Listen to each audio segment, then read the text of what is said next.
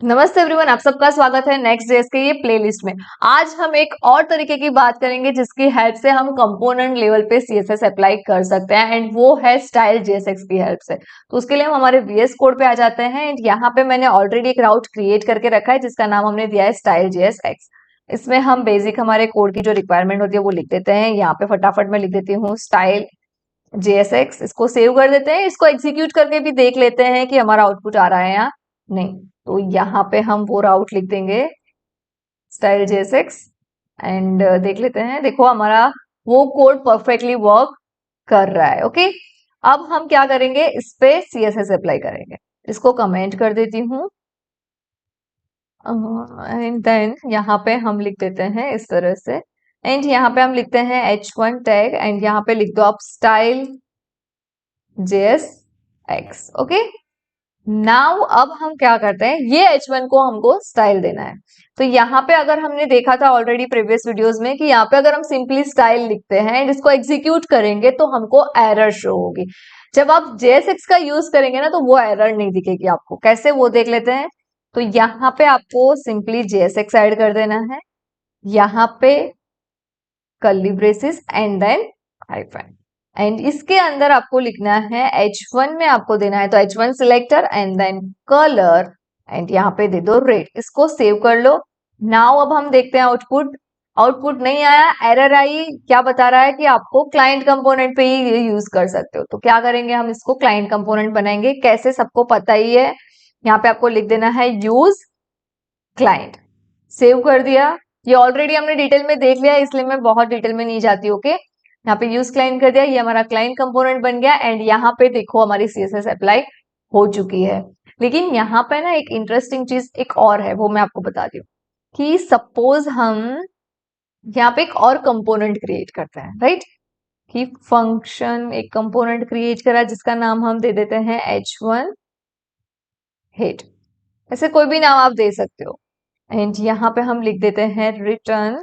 इसके अंदर हम इस तरह से लिख देते हैं। ओके, अब यहाँ पे हम H1 लिखते हैं एंड यहाँ पे मैं लिखती हूँ हेलो। इसको एग्जीक्यूट करते हैं। तो अब आप मुझे बताओ कि क्या हमने ये जो स्टाइल यहाँ पे लिखी है वो यहाँ पे अप्लाई होगी या नहीं। तो वो भी हम देख लेते हैं। तो उससे पहले हमको उसको कॉल करना पड़ेगा। तो कॉल करने के लिए हम सिंपली यहाँ पे लिख देंगे H1 हेड। ये कंपोनेंट को हमने यूज कर दिया है। ओके, अब हम आउटपुट भी देख लेते हैं। तो देखो यहाँ पे ये H1 पे हमारा CSS अप्लाई नहीं हुआ है। क्यों, उसका रीजन भी मैं बता देती हूँ आपको। यहाँ पे आप इंस्पेक्ट में जाना।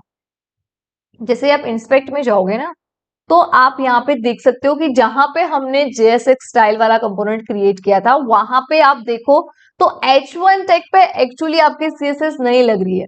कौन से क्लास पे लग रही है, ये जो क्लास क्रिएट हुआ है ना JSX दिस वाला क्लास, उस पे आपकी CSS लग रही है। इसीलिए क्या हो रहा है हमारा, ये जो हमने दूसरा कंपोनेंट बनाया उस पर अप्लाई नहीं हो रहा है। तो अगर उस पे भी आपको अप्लाई करना है तो आप क्या करोगे, ये कोड क्या फिर से लिखोगे, नहीं। तो उसके लिए आपको क्या कर देना है, यहाँ पे सिंपली लिख दो ग्लोबल। अब इसको सेव कर दो। नाउ अब आउटपुट देखो एंड यहाँ पे अब इसको रिफ्रेश कर दो। तो यहाँ पे देखो दोनों जो हमारे H1 टैग थे उस पे CSS अप्लाई हो चुकी है। अब यहाँ पे हमने ये जो ग्लोबल लिखा ना, इसका मतलब क्या होगा कि ये जो कोड हमने लिखा है वो H1 टैग जो भी होंगे हमारे यहाँ पे उस पे ग्लोबली अप्लाई हो जाएगी ये सारी CSS। तो समझ में आ गया आपको कि JSX हम जब यूज करते हैं स्टाइल JSX का तब क्या होता है, ऐसे ही एक क्लास जनरेट होता है और वो क्लास पे आप CSS अप्लाई होती है। ओके, अब एक और क्वेश्चन आपको आ सकता है कि अगर आपको H1 है, जैसे ऐसे यहाँ पे H2 भी हमने टैग बनाया है, यहाँ पे लिख दो H2 टैग। अब आपको H2 टैग पे भी CSS करनी है तो यहाँ पे आपको लिखना पड़ेगा, बट आपको कॉमा से सेपरेट नहीं करना है। याद रखना यहाँ पे ऐसे कॉमा मत लिखना, कॉमा से आपको सेपरेट नहीं करना है, डायरेक्टली आप लिख दो, कोई बात नहीं। Colour and then blue. Save कर दो। इसको भी एग्जीक्यूट कर देते हैं हम। तो देखो यहाँ पे H2 टैग ब्लू कलर का हमारा आ चुका है। अब आपके माइंड में ये क्वेश्चन भी आ सकता है कि तो हमको क्या स्टाइल JSX का यूज करना चाहिए या हमने प्रीवियस ऑलरेडी बात करी थी CSS मॉड्यूल्स का जो कंपोनेंट लेवल पे CSS अप्लाई करने के लिए हम यूज करते हैं उसका यूज करना चाहिए।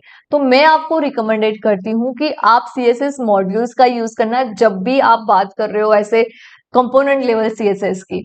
स्टाइल CSS का यूज अवॉइड करना।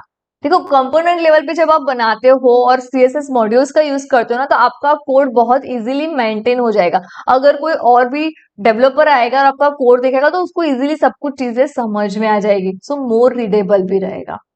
तो यहाँ पे ये स्टाइल CSS की बात इतनी यहाँ पे हमारी खत्म होती है। थोड़ी बहुत प्रैक्टिस कर लेना इसकी, सो दैट अगर इंटरव्यू में आपको कुछ क्वेश्चन आ जाए इसके रिगार्डिंग तो आप उसका आंसर दे पाओ। तो ये वीडियो में बस इतना ही। Thank you for watching this video. See you guys in the next video.